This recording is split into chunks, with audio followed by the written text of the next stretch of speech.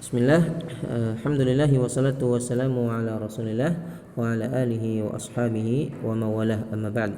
Anak-anak kelas 9B yang Ustaz cintai karena Allah subhanahu wa ta'ala, ya, gimana kabarnya? Mudah-mudahan kalian masih dalam keadaan sehat dan masih semangat ya dalam mengikuti pembelajaran daring ini.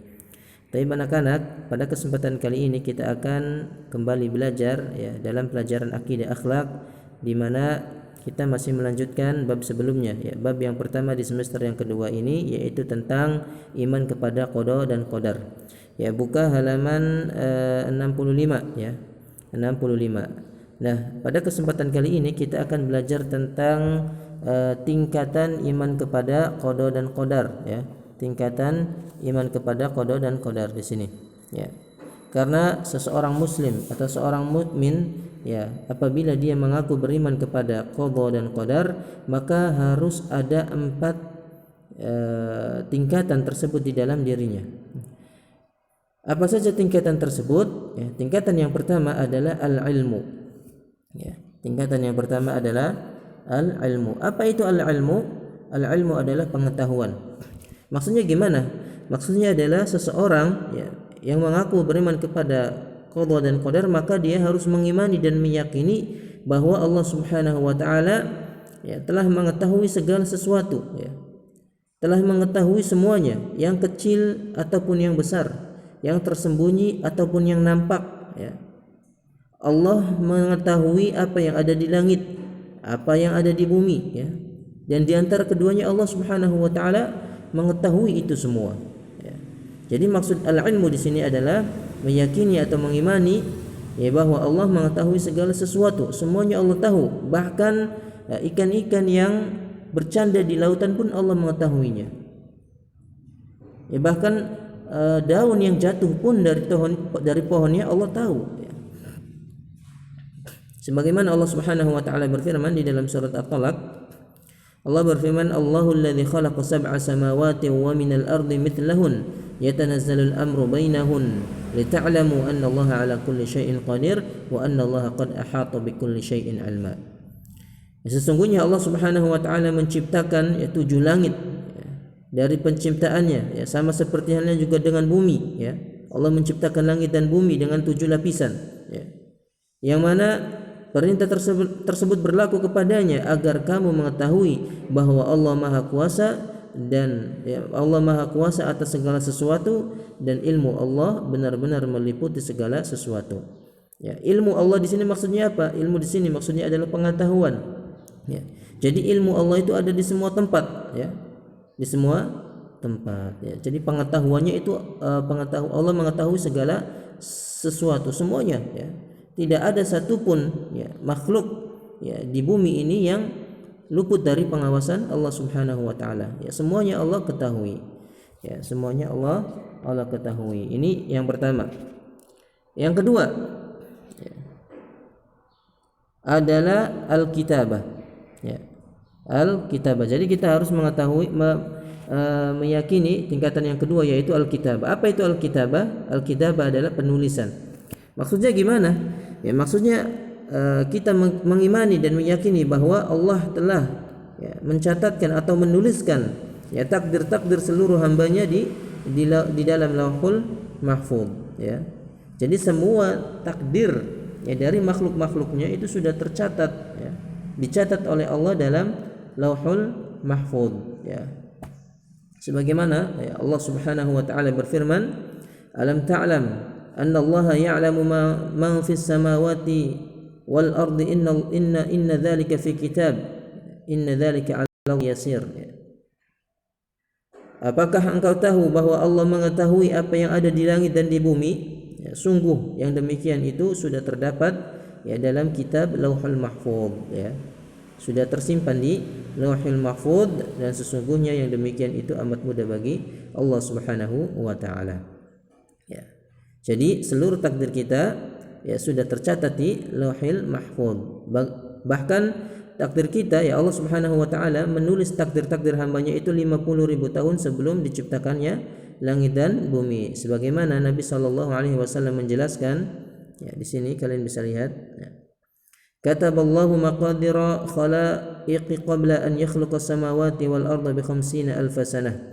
Bahwa Allah Subhanahu wa taala telah menuliskan takdir kepada seluruh makhluknya, ya, 50.000 tahun sebelum diciptakannya langit dan bumi. Ya, jadi takdir kita itu sejatinya sudah termaktub, ya, sudah tertulis di Lauhul Mahfuz, ya. Kemudian tingkatan yang kedua adalah al-masyiah, ya. Al-masyiah, ya, di sini. Ya, apa itu al-masyiah? Masyiah adalah kehendak, ya. Kehendak siapa? Yaitu kehendak Allah Subhanahu wa taala. Yaitu maksudnya adalah meyakini bahwa Allah Subhanahu wa taala, ya, bahwa, ya, segala sesuatu yang terjadi atau tidak terjadi di atas permukaan bumi ini kecuali atas kehendak Allah Subhanahu wa taala. Semua apapun yang terjadi atau yang tidak terjadi itu atas, ya, kehendak dari Allah Subhanahu wa taala, ya.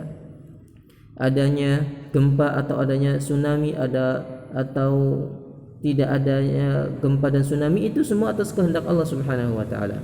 Adanya malam, adanya siang, ya, terbitnya matahari, terbenamnya matahari itu merupakan kehendak dari Allah Subhanahu wa taala, ya. Tidak ada kehendak dari makhluknya, ya.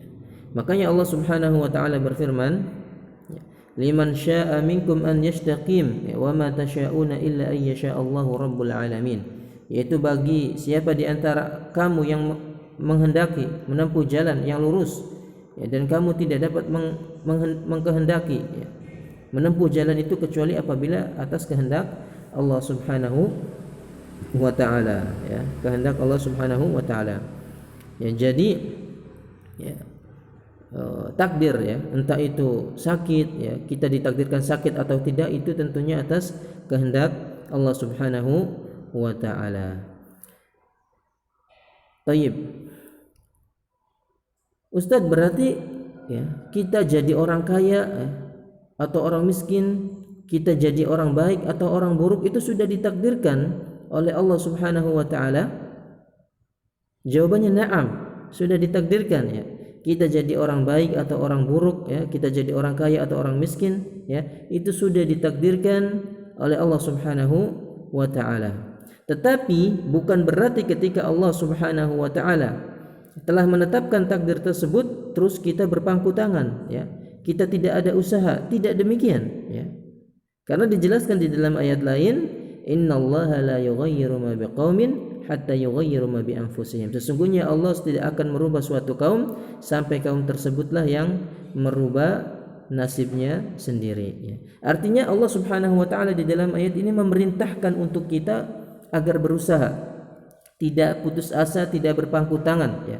Meskipun pada hakikatnya takdir kita telah ditetapkan oleh Allah, tetapi Allah Subhanahu wa taala juga menetapkan sebab untuk terjadinya takdir tersebut, ya. Paham? Jadi Allah menetapkan takdir, tetapi Allah juga telah menetapkan sebab, ya. Nah, dari sebab sinilah, ya, takdir kita bisa dilihat, ya. Apakah kita ingin jadi orang baik atau tidak, ya, dari sini, ya, dari sebab sini, ya. Jadi kalau kita menginginkan takdir yang baik, ya, maka kita jadilah orang yang baik, ya, berusaha untuk jadi orang yang baik, ya. Maka apabila kita sudah berusaha kemudian kita jadi orang baik, maka itulah takdir dari Allah Subhanahu wa taala. Sama halnya dengan orang yang kaya, ya. Ada orang yang berusaha, ya, usaha mati-matian, ya, pengen jadi orang kaya, tetapi tetap dia, ya, Allah takdirkan dia jadi orang miskin, maka dia akan menjadi orang miskin, ya. Tetapi ada juga orang yang berusaha, ya, dia pengen orang jadi kaya dan tercapai cita-citanya jadi orang kaya, maka itulah takdir yang Allah berikan kepada hambanya, ya. Tetapi ingat sekali lagi bahwa ketetapan atau takdir Allah Subhanahu wa taala yang diberikan kepada hambanya, ya, itu benar, ya. Allah semuanya atas takdir Allah, tetapi Allah juga, ya, menetapkan sebab yang mana terkadang sebab tersebut menjadi tercapainya takdir tersebut dan tidak tercapainya takdir tersebut, ya. Ini al-masyiat. Kemudian yang keempat adalah al-khalq, ya, al-khalq di sini. Apa itu al-khalq? Yaitu penciptaan, ya, penciptaan.